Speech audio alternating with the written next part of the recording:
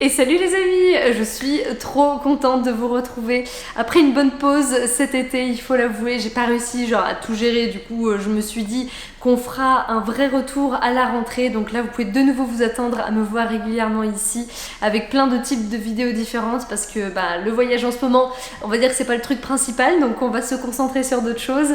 Et aujourd'hui je vais vous faire une FAQ par rapport à mon tour de France parce que ça y est, c'est terminé, il s'est terminé même il y a 2 semaines maintenant, même si au final je suis encore à Annecy, je vais à Paris la semaine prochaine, enfin bref, du coup ça ne s'arrête pas complètement, mais le vrai Tour de France où j'ai commencé à Annecy, je suis descendue dans le sud, j'ai fait tout le tour et j'ai rebouclé la boucle à Lyon, et bien celui-là il est fini et j'ai plein de choses à vous raconter, mais je me suis dit que ça serait beaucoup plus intéressant de le faire par rapport à vos questions. Donc je vous ai posé la question sur Instagram si vous aviez des questions pour moi et j'ai fait une petite liste. J'espère que ce sera intéressant pour vous. On parle de pas mal de choses genre budget et aussi ce que j'ai appris, les villes que j'ai préférées, ce que j'ai regretté, tout ça. Donc voilà, si je regarde par ici c'est parce qu'il y a mon ordinateur et que du coup je triche et il faut que je vois un petit peu quand même les questions. Et bien c'est parti pour la première question qui est: que conseilles-tu pour organiser son Tour de France en termes de budget, de ville, de comment se déplacer? Alors moi c'était assez spécifique parce que si vous vous souvenez, il y a quelques vidéos en fait, je vous ai demandé si vous pouvez m'accueillir chez vous. Donc mon Tour de France ça a été aussi l'occasion de vous rencontrer et de dormir en fait chez les habitants, chez les locaux qui sont aussi mes abonnés. Donc c'est assez fou en fait le nombre de réponses que j'ai reçues au questionnaire que j'avais envoyé sur si vous étiez prêts à m'accueillir ou pas. En termes de logement c'était ça, c'était un mélange aussi de quelques copines, j'avais aussi une semaine de vacances avec ma famille dans le sud, donc là c'était une location de logement, on va dire de vacances quoi. Et après j'ai fait quelques Airbnb par-ci par-là. Moi j'ai fait le déplacement en voiture, je pense que ça peut être très fun de le faire en stop. Je suis pas sûre que c'était la meilleure période pour ça, mais au final j'étais aussi surprise que plein de gens m'accueillent dans leur maison, donc au final le stop ça aurait peut-être été possible, mais avec tout le matos que j'avais, clairement vous aurez vu la tête de ma voiture, c'était juste pas possible. Du coup moi j'ai fait voiture et puis au moins on est beaucoup plus flex, on peut aller là où on veut quand on veut. En van aussi ça doit être absolument génial, donc franchement ça m'a donné un petit avant-goût de la van life et j'avoue que dans le futur ça sera sûrement un truc que je vais faire, j'espère. En termes après de nourriture, là c'était souvent moi qui faisais les courses ou alors la personne avait déjà fait les courses et on cuisinait ensemble, donc c'était beaucoup de repas à la maison et en général j'offrais un repas, on faisait un repas dehors ou quelque chose comme ça.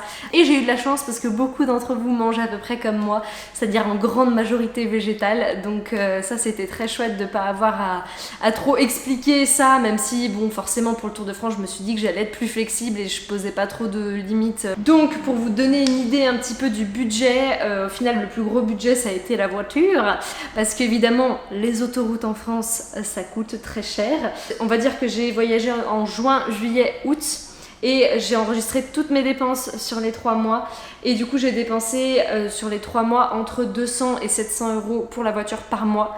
Donc ça veut dire que entre les péages, entre l'essence, entre tous les parkings et tout ça, ça va assez vite en fonction de si vous êtes intense ou pas. Après en termes de restaurant, j'ai dépensé entre 200 et 430 euros par mois. Aussi comme je vous disais parce que en général j'offrais un restaurant, donc ça s'accumule assez vite aussi. Et il y avait aussi du coup des Airbnb de temps en temps pour quand j'avais personne par exemple à un endroit mais que j'avais des photoshoots de prévus ou parce que j'avais envie de me poser un peu et de prendre un peu de temps pour moi et de parler à personne. Ça a été environ 250 euros par mois de Airbnb. Et les courses pour alimentaire et tout ça, c'était entre 250 et 450 euros.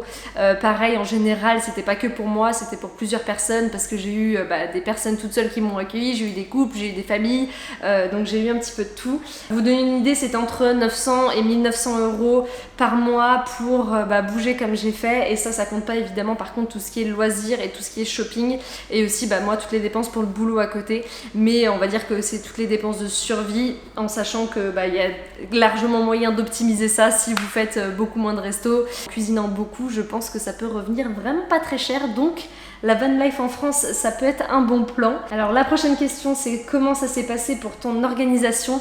Donc c'est ce que je disais un petit peu juste avant, c'est que j'ai envoyé un questionnaire.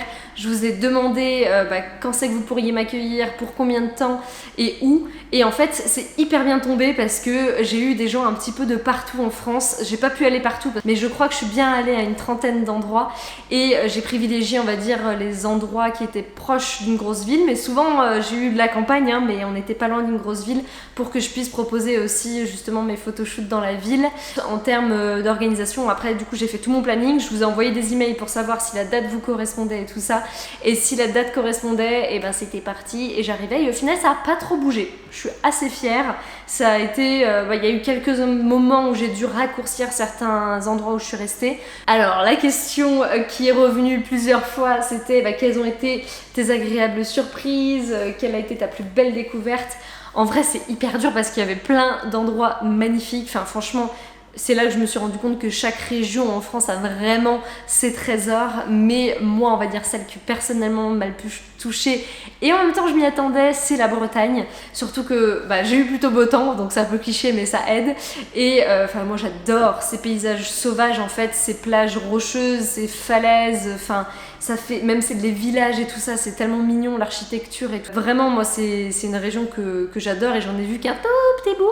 J'ai beaucoup aimé Rennes aussi, moi l'ancien en fait ça me parle beaucoup, donc je pense qu'il y a largement de quoi faire en Bretagne, il y a beaucoup d'histoires et ça me donne très très envie d'y retourner pour prolonger on va dire ma découverte là-bas. Ce que j'ai adoré ça a été aussi l'Ardèche qui au final je connaissais déjà un petit peu, mais ça a confirmé que même au fin fond de l'Ardèche, c'est une nature qui me parle énormément. Il y a beaucoup de cascades, c'est très vert, il y a aussi beaucoup d'endroits assez rocheux, pareil en fait c'est ce côté sauvage que j'adore. Et après qu'est-ce que j'avais mis, le Pays Basque aussi, moi c'est les plages immenses, c'est le gros kiff et me dire que les Pyrénées sont pas loin, là j'ai pas eu l'occasion de faire les deux mais c'était assez ouf. Et en plus depuis Biarritz par contre j'ai fait une petite escale espagnole, j'avoue ça n'a pas été que le Tour de France, au Bardenas qui était un désert espagnol et là franchement pareil ça a été un gros coup de cœur alors que bon c'est pas en France mais c'est pas très loin et franchement c'est ouf parce qu'on a l'impression d'être dans l'ouest américain. Là où j'aurais aimé passer plus de temps parce que je pense que en creusant un peu plus j'aurais grave aimé aussi, c'est le Jura, mais j'y suis pas restée assez longtemps pour vraiment avoir le même coup de cœur on va dire qu'aux autres endroits. Et on va dire en termes de lieux connus, ceux qui m'ont le plus marqué comme ça, qui me reviennent, c'est la dune du Pilat. Ça faisait très longtemps que j'avais envie d'y aller et franchement c'est tellement beau et c'est tellement surprenant au milieu de nulle part d'avoir cette montagne de sable au milieu de l'océan et de la forêt. Franchement surtout au lever de soleil c'était juste fou. Et le Mont Saint-Michel pareil, j'ai eu de la chance parce qu'au final cette année il y a moins de monde que d'habitude. Ce village construit sur un énorme caillou au milieu de nulle part, je sais que je l'ai vu des milliers de fois en photo, mais ça vaut quand même vraiment le coup de le voir en vrai. Mais évidemment, comme tout le monde le dit, je le ferai plutôt hors saison. Et après, en termes de lieux, on va dire un peu plus naturel, j'ai adoré le Mercantour. Pareil, j'aimerais trop y retourner pour faire plus de rando. Mais ça a été un des lieux coup de cœur plutôt nature. Maintenant, juste en termes de ville, parce que la prochaine question, c'est quelle ville as-tu préférée ? Moi, j'ai adoré vraiment La Rochelle. J'étais hyper surprise en fait. Je connaissais pas du tout, j'en avais évidemment entendu parler mais je savais pas du tout que c'était aussi joli, donc moi j'ai trouvé La Rochelle vraiment hyper sympa. Après j'ai beaucoup aimé Strasbourg, mais je connaissais déjà un peu, mais forcément c'est une ville aussi pareil, l'architecture du Nord me parle énormément. J'ai adoré aussi Bordeaux, mais Bordeaux je suis tombée le jour où il a fait genre 40 degrés, c'était la canicule et franchement visiter une ville dans ces conditions là c'est pas fou, mais forcément moi qui suis fan des petits restos un peu elfie, hipster et tout ça, on va dire que Bordeaux on est plutôt bien placé pour ça et il y a plein de petites boutiques trop chou aussi, mais c'est juste un peu trop construit pour moi, il n'y a pas assez de verdure, il n'y a pas assez de parcs et tout ça. Et après évidemment je suis obligée de dire mais ma ville qui reste ma ville préférée en France je pense reste Annecy, mais pareil je connaissais déjà parce que moi entre lac et montagne comme ça avec ce lac immense, j'ai pas trouvé quand même une ville qui a égalé ça. Je vais me faire des ennemis en commentaire mais en vrai c'est juste une ville qui est ouf. Un lieu que tu aurais aimé faire. Alors je dis clairement Étretat dans le nord de la France, et en fait même la côte d'Opale, en fait toutes ces plages aussi qu'il y a dans le nord de la France, et c'est cette arche, vous avez sûrement vu des photos aussi, cette arche blanche en fait, une grande falaise aussi au milieu d'une plage immense. Et en fait les plages dans le nord ça a l'air d'être un peu comme les plages dans l'ouest, ils ont l'air immenses, et du coup j'ai pas eu le temps de m'arrêter, mais j'aurais adoré y faire un tour, donc ce sera pour la prochaine fois. Et aussi les champs de lavande, c'est un peu cliché, mais les champs de lavande dans le sud, j'ai pas eu le temps de m'arrêter cette fois, mais il y en a certains qui ont l'air assez oufissimes. Pourquoi n'as-tu pas fait des vidéos interviews de tes rencontres? J'en ai fait une qui était avec Manon, qui est la vidéo d'avant, si vous l'avez vue sur l'Ayurveda. En fait, j'étais partie dans l'idée, vraiment, promis, j'étais partie dans l'idée de faire des podcasts, et de faire des podcasts à chaque personne qui m'accueillait. Juste, je me suis retrouvée sous l'eau, je n'ai pas réussi à tout gérer. J'en ai fait, avec ma toute première hôte, j'ai fait un podcast, et j'ai adoré l'échange, j'ai adoré le processus de faire un podcast, donc clairement ça va arriver à un moment ou à un autre. Mais là, pendant cet été, en fait, il y a certains moments où je bougeais vraiment tous les 2 jours, donc je rencontrais des personnes tous les 2 jours, et me dire qu'il fallait que je me pose, que j'apprenne un peu à les connaître, qu'on découvre un peu un lieu ensemble, et qu'ensuite on trouve un moment pour faire le podcast, en sachant que j'avais des photoshoots qu'il fallait que je retouche, qu'il fallait que je fasse tout mon boulot à côté. Enfin, c'était juste trop, et en fait il y a juste un moment où il faut aussi mettre ses priorités et se dire qu'est-ce qui est le plus important là tout de suite. Mais par contre, j'ai pris un petit portrait de toutes les personnes qui m'ont accueilli, et je compte vous les partager. J'ai déjà un petit peu commencé, mais je compte vous les partager sur Instagram. Donc n'oubliez pas d'aller me suivre sur Instagram si ça vous intéresse, et si vous voulez voir le type de personnes qui m'ont accueilli, en sachant que c'est vous, que c'est les personnes qui me regardent. Donc je trouve ça intéressant de voir si vous avez des points communs ou pas. Et la question qui va un petit peu avec, c'est: vas-tu faire d'autres vlogs? Et c'est pareil, en fait comme vous l'avez vu au début, je me suis grave motivée et j'ai réussi à en faire un dans le sud, et après en fait j'arrivais jamais à trouver un moment pour sortir ma caméra, parce que et puis pareil, en fait c'est dur de mettre la caméra sur le nez des personnes. Des fois en fait je découvrais des lieux de ouf, typiquement la dune du Pilat et tout ça, mais j'y étais en photoshoot, donc je pouvais pas en même temps filmer aussi pour YouTube, donc ça a été hyper compliqué de tout gérer. Donc non, malheureusement il n'y aura pas d'autres vlogs. Par contre pareil sur Instagram, en fait je vous ai fait une story highlight avec toutes les choses que j'ai vues cet été, qui s'appelle Tour de France, et du coup si vous voulez avoir un petit échantillon de ce que j'ai vu, ce que j'ai vécu, là vous trouverez beaucoup de choses, mais sur YouTube non, je ferai pas d'autres vlogs. Qu'est-ce que tu ferais différemment? Je dirais que justement c'est en termes d'intensité, et pourtant j'ai été quand même 3 mois sur les routes, donc j'ai eu le temps de faire plein de choses et d'aller à plein d'endroits. Mais vraiment en août par exemple, il y a eu une petite période où j'étais à changer toutes les nuits ou toutes les 2 nuits de lieu, et là franchement, en plus vu que ça arrivait sur la fin, enfin on va dire au bout de déjà 2 mois de voyage, ça a été vraiment un trop quoi. Mais c'est toujours pareil, on fait comme on peut avec le temps qu'on a, donc en soi avec le temps que j'avais, je suis assez contente de la répartition que j'ai pu faire. Et puis surtout j'ai vu les choses en France que je rêvais de voir depuis des années, et que je m'étais dit je ferai un jour, et voilà, là au moins je peux te dire que je les ai faits, et que j'ai visité la France un peu plus en profondeur. Ensuite, évidemment, j'aime beaucoup cette question qui est: qu'est-ce que ça t'a apporté humainement et professionnellement? Évidemment, le fait de déjà avoir le courage de demander aux gens de t'accueillir chez eux, c'est pas facile. J'ai trouvé ça pas simple de juste faire cette demande-là, parce que moi j'ai toujours ce truc où je me sens hyper redevable si quelqu'un fait quelque chose pour moi, si quelqu'un m'accueille chez elle, si voilà.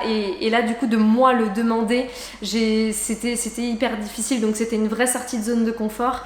Et en même temps, dès que ça a été fait, par contre j'étais trop contente, et je savais que c'était la chose juste à faire. Et d'un côté c'était challenge aussi de me dire que c'était mes abonnés, parce que de me dire je suis humaine, hein, donc comme tout le monde, j'aurais un petit peu peur d'être jugée quand même, et de me dire est-ce qu'ils vont me trouver comme dans mes vidéos, est-ce qu'ils vont pas être déçus, est-ce que je vais avoir assez de temps à passer avec eux, est-ce que voilà, plein de questions pour eux sur ça qui ont été difficiles à surmonter, mais au final je me suis laissée vivre et j'ai profité de chaque personne, ça s'est très bien passé. Et après par contre, la deuxième chose que ça m'a apporté évidemment, c'est de voir la générosité des personnes, et de me dire qu'en période de Covid où on n'est pas censé trop interagir, enfin il y avait plus de 50 et quelques personnes qui m'ont proposé leur maison, enfin qui me connaissent absolument pas, qui m'ont jamais vue. Et puis ce qui était drôle, c'est qu'il y en avait plein qui n'avaient jamais fait ça avant, donc vraiment pareil, ça me faisait tellement chaud au cœur de voir l'ouverture d'esprit et la générosité de mes abonnés, donc ça m'a fait trop plaisir. Et ça a été aussi une grosse dose de motivation pour moi. Du coup ça c'est un mélange à la fois humain et pro, c'est-à-dire que de vous voir, de vous rencontrer, d'échanger en fait avec plein de nouvelles personnes, de plein de milieux différents, de plein d'âges différents, de plein, voilà, de tout différent, ça m'a énormément appris sur la vie, sur en quoi moi j'ai un impact et en quoi je peux vous aider en fait. Et du coup ça m'a grave remotivée pour la création de contenu, que ce soit sur Instagram ou sur YouTube, que j'étais un petit peu dans une période de je sais plus trop quoi partager. Là franchement ça m'a vraiment redonné un coup de boost. Et puis oui, de me rendre compte en fait que je peux apprendre de tout le monde, de personnes vraiment plus jeunes que moi comme beaucoup plus âgées, de personnes qui ont pas du tout voyagé comme de personnes qui ont fait le tour du monde. Et voilà, et cette diversité en fait des personnes qui me suivent m'a juste beaucoup touchée et m'a aussi du coup beaucoup appris sur la vie en général quoi. Et en termes un peu plus professionnels aussi, pour la photo qui est mon activité principale maintenant, ça a été un super coup de boost en fait de pouvoir proposer des photoshoots de partout en France, de pouvoir construire mon portfolio avec des paysages aussi variés en fait de partout en France aussi, et aussi d'étendre mon réseau en connectant avec plein de personnes différentes de partout. Donc ça a été vraiment une très bonne idée aussi à ce niveau-là. J'ai zéro regret, ça c'est clair. Mais est-ce que tu referas je ne suis vraiment pas sûre de refaire exactement le même type de Tour de France chez mes abonnés et tout ça. Enfin vraiment ça c'est impossible à dire, c'est crevant et du coup je ne sais pas du tout si je referai. Je suis trop contente de l'avoir fait vraiment, mais voilà, je pense pas, en tout cas pas de sitôt. Par contre pourquoi pas peut-être un tour d'Europe, s'il y en a assez d'entre vous qui sont un peu de partout en Europe, ça pourrait être grave cool. Mais en tout cas voilà, pas dans un futur très prochain, ça c'est sûr. Pour finir, comme je vous l'ai déjà dit, ça m'a remotivée de fou, vraiment pour YouTube, mais j'ai envie de parler de sujets encore... de toute façon, j'ai toujours parlé un petit peu de tout, mais voilà, ce qui me passionne vraiment en ce moment, c'est clairement mon business photo qui est en train de décoller bien comme il faut. C'est clairement du coup l'entrepreneuriat, c'est les rencontres, c'est aussi tout ce qui est le féminin sacré, tout ce qui est autour du bien-être, parce que je rencontre plein de personnes en fait pour mes photoshoots qui sont dans ce milieu-là. Et du coup j'ai envie de vous partager beaucoup plus sur ça parce que le voyage pour moi en ce moment évidemment a un peu moins de sens, mais je vais quand même partir à Lisbonne au moins pour un mois à partir de octobre, donc si vous êtes là-bas tenez-moi au jus, et surtout si vous avez des recommandations sur Lisbonne dites-les moi en commentaire et on verra. Si ça me plaît je resterai, sinon il y a des chances que je rentre en France, on verra, je vous tiens au courant. Mais ça m'a fait trop plaisir de vous retrouver dans cette vidéo, même si je n'ai plus de salive, je sens que j'ai beaucoup parlé, j'espère que je vous ai pas perdu, mais si vous êtes encore là, bravo et merci, et n'oubliez pas d'ailleurs de vous abonner à ma chaîne pour ne pas manquer les prochaines vidéos qui arriveront beaucoup plus vite que cette dernière, et je vous dis à très bientôt dans une prochaine vidéo. Ciao!